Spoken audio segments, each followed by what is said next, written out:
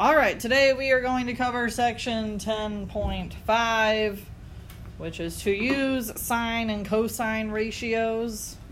These are the other two basic trig functions, other than the one that we've already covered, which is called, what have we worked on the last 2 days? Tangent. Good. Anybody need more time with their objective? Okay. Then we'll get to the warm-ups. On the warm-ups, we are going to find the tangent of angles A and B in fractional form.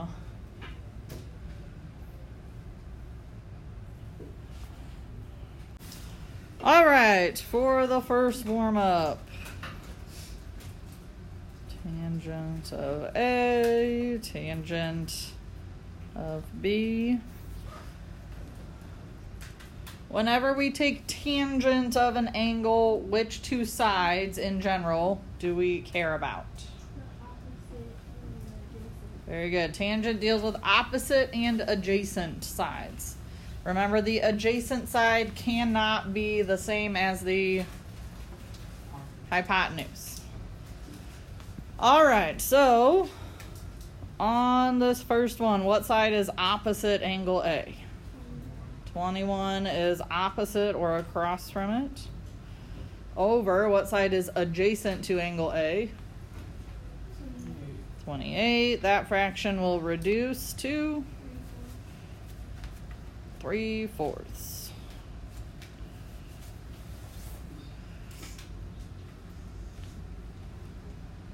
All right, for the tangent of angle B, what side is opposite angle B? And what side is adjacent? That fraction reduces to. Okay, and this isn't something that we've necessarily looked at in a single problem very much, but the tangent ratio of the two non-right angles will always be reciprocals of each other, meaning 3/4, 4/3. We just flip the fraction. So on number 2, what is the tangent of angle A?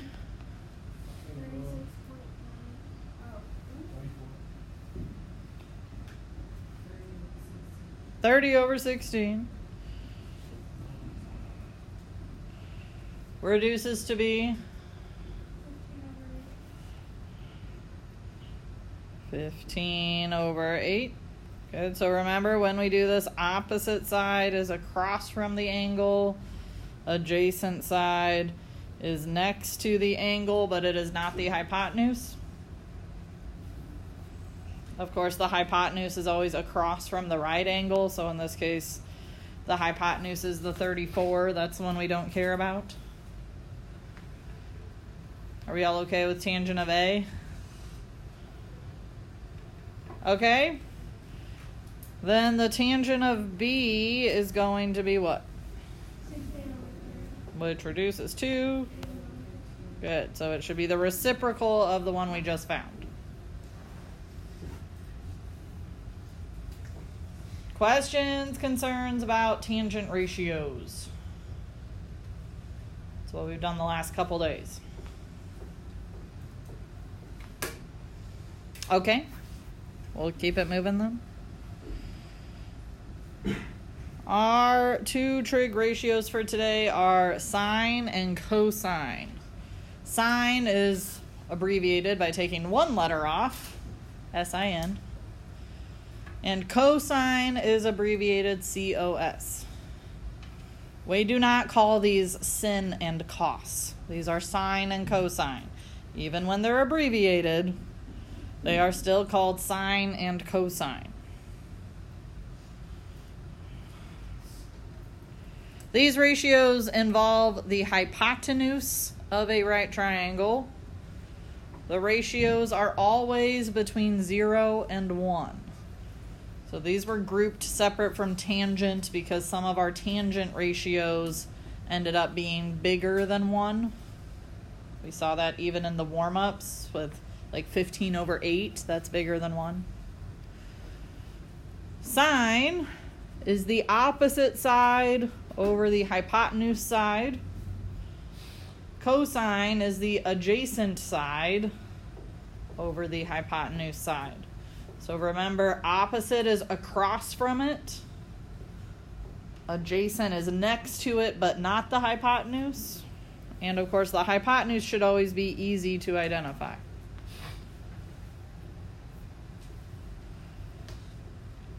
So these ratios should go in those boxes in your notes. Sine and cosine ratios. If you want to draw this triangle off to the side, we'll talk about sine and cosine of one of the angles real quick.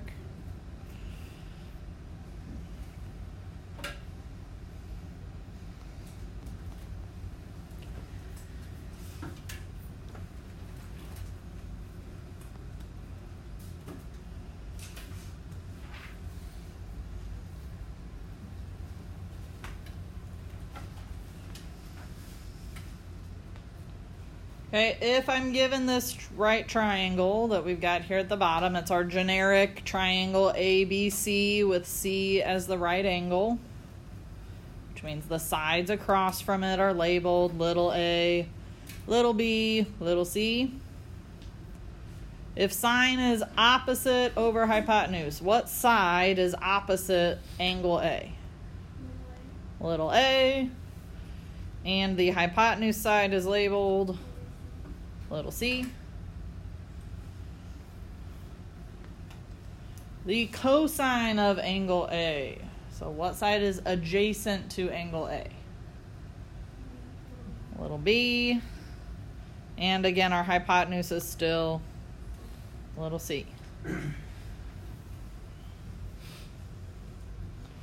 Okay, we could also talk about sine and cosine of angle B. So if I wanted to talk about the sine of angle B, what side is opposite angle B? Opposite angle B. Little b. The hypotenuse is still little c. The cosine of angle B. What side is adjacent to angle B? Little a. The hypotenuse is little c.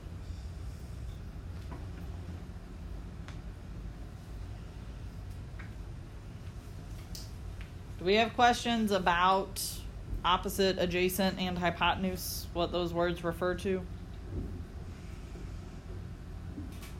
Okay, anybody need more time on this slide? We'll keep it moving. This says, I use a phrase. This is not the phrase that I remember or use, but one phrase is, some old hippie came a-hopping through our apartment. The other phrase, which you may have also heard at some point, is just SOHCAHTOA. In my opinion, this phrase at the bottom is the one that's easier to remember. Whatever phrase helps you is the one you can write down. I was taught the phrase SOHCAHTOA, so sine, opposite over hypotenuse, S-O-H. Cosine, adjacent over hypotenuse. Tangent, opposite over adjacent. Okay, so I was taught just those letters. If you prefer the old hippie phrase, that's fine. Whatever phrase is going to help you remember all three of these ratios. There's a place below the phrase line to write all three of those out. We are going to find all the trig ratios for both angles. So I'll give you a minute to just fill in those triangles. We do not talk about the trig functions for angle C as often, or like ever, really. We don't really talk about the trig functions for the right angle. That's Something you get into more in trigonometry. So we care about the non-right angles. Okay, so let's go into the first triangle.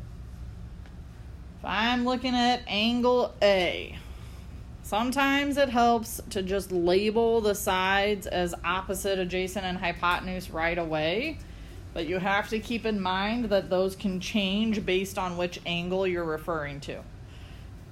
So if I'm referring to angle A, which side is opposite? Okay, so I'm going to put an O there. Which side is adjacent? And which one's the hypotenuse? Okay, so then when I go through to fill out my trig functions for angle A, that makes it a little bit easier. Sine is what over what? In general. Opposite over hypotenuse. So O over H. So I can just fill in those numbers. In general, cosine is what over what? Adjacent over hypotenuse. So A over H is 3/5. In general, tangent is what? Opposite over adjacent.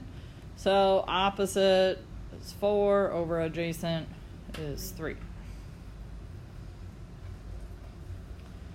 Questions about identifying those ratios for angle A? Okay, now when we switch our reference angle to be angle B, is 4 still going to be the opposite? No. So if you change what angle you're referring to, you would have to change how you label your O and your A. Okay, the hypotenuse is still the same hypotenuse, so we just have to switch where we put our O and where we put our A for opposite and adjacent. We following? Okay, sine would be what? Just give me the numbers this time. 3 over 5. Cosine angle B, 4 over 5. And tangent of angle B is 3 over 4.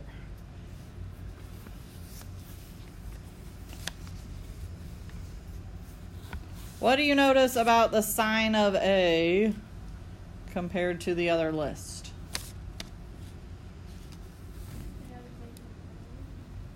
Sine of A is the same as which one?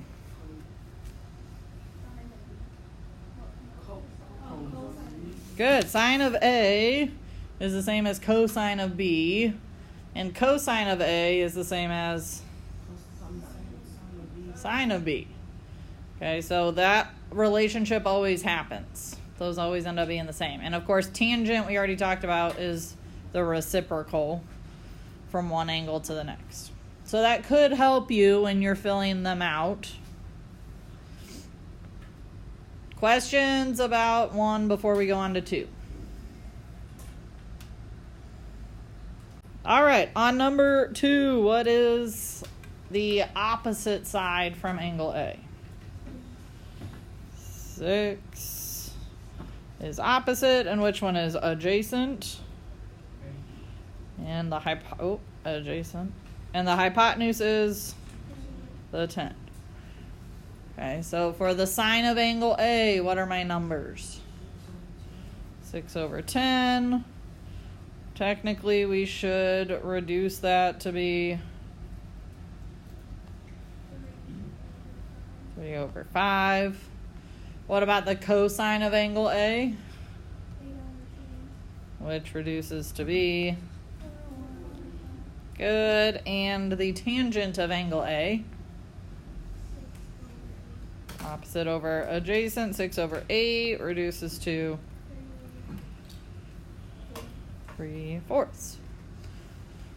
Now when we go through to do sine, cosine, tangent for angle B, one option is to go back and switch which side is your opposite and which side is your adjacent.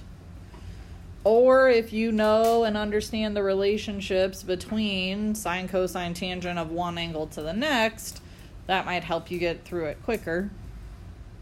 Meaning sine of angle A should be the same as cosine B. So cosine B should be 3/5, 6/10, which reduces to 3/5.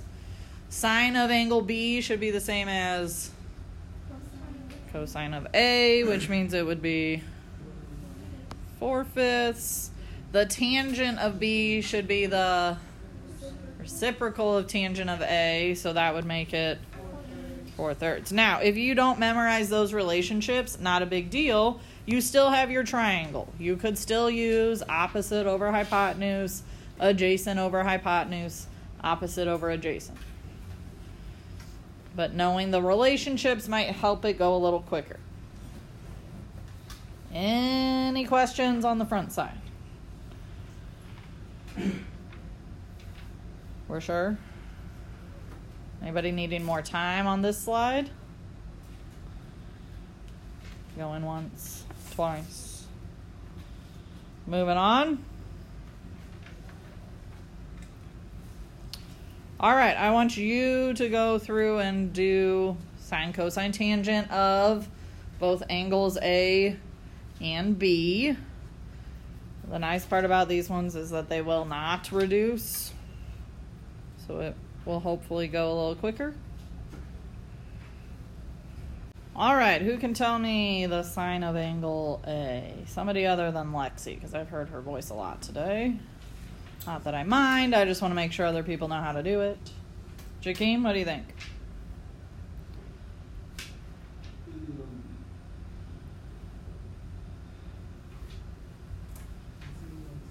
Very good. 15/17. Zasmine, you got cosine? 8/17 is good. Who's got tangent? John?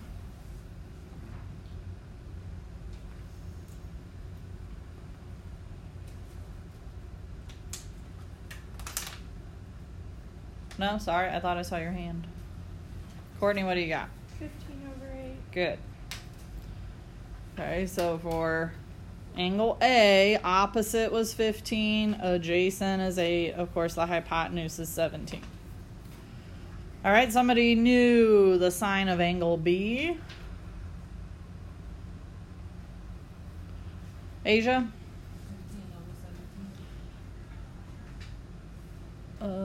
For the sine of B? 8/17, good. The cosine of angle B? Chloe. Very good. 15/17. Somebody else knew the tangent of angle B.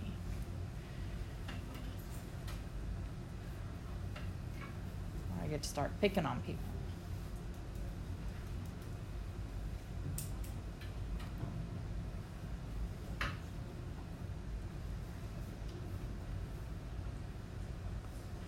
Dylan, what do you think? Very good. I don't appreciate. All right, somebody I haven't heard from, the sine of angle A on number 4.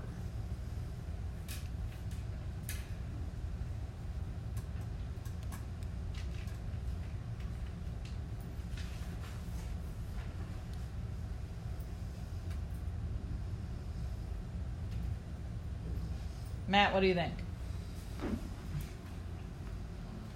What side is opposite angle A? What side is the hypotenuse? So if you put those in a ratio, you would have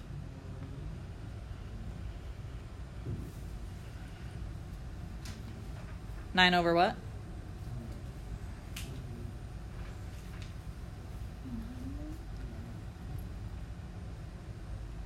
So opposite, you said, was 9 over hypotenuse, you said, was the hypotenuse of this triangle? Hypotenuse is always across from the right angle.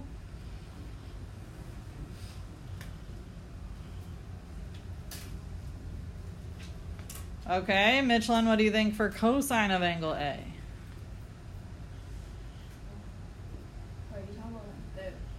Fraction, just as a fraction.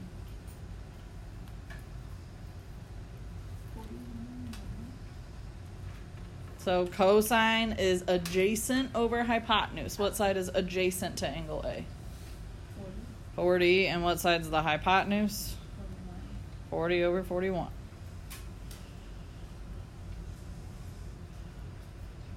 All right, Sam D, tangent's the one we've been doing. What's tangent of angle A? 9 over. Very good. Opposite over adjacent. Now we're getting into angle B. John, what is the sine of angle B?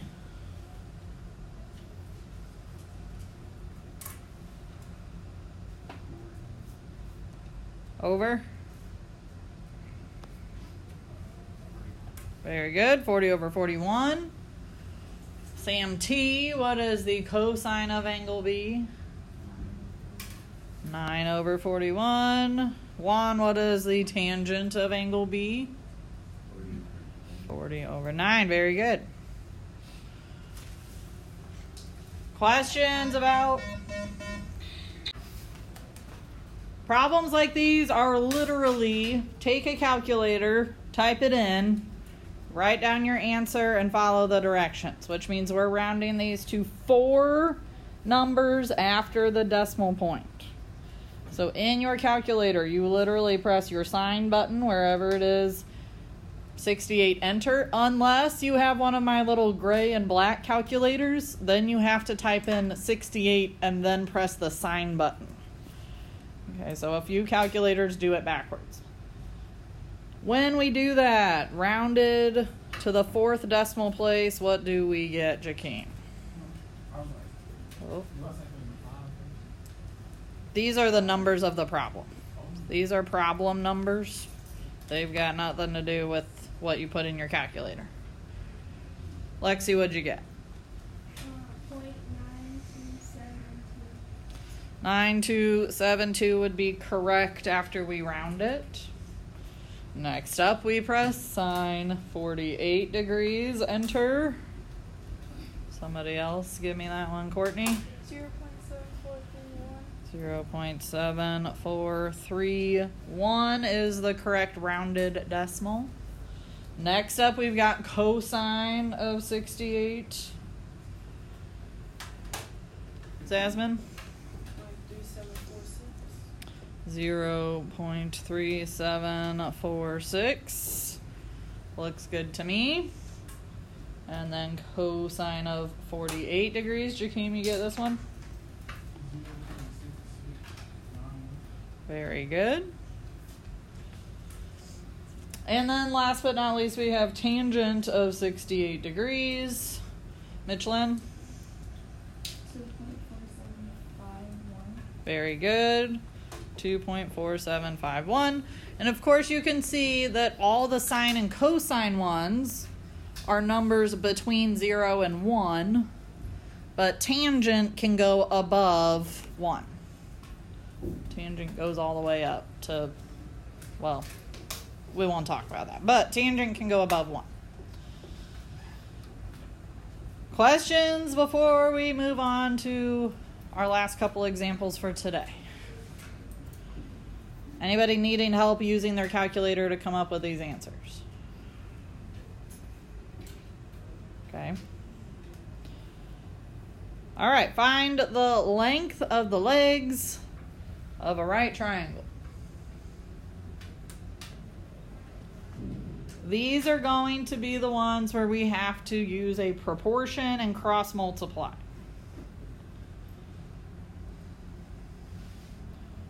You don't necessarily need the capital letters by the angles. You can put them there if you want, but we don't have to have them. We should have a degree symbol on the 28 since it is the measure of an angle.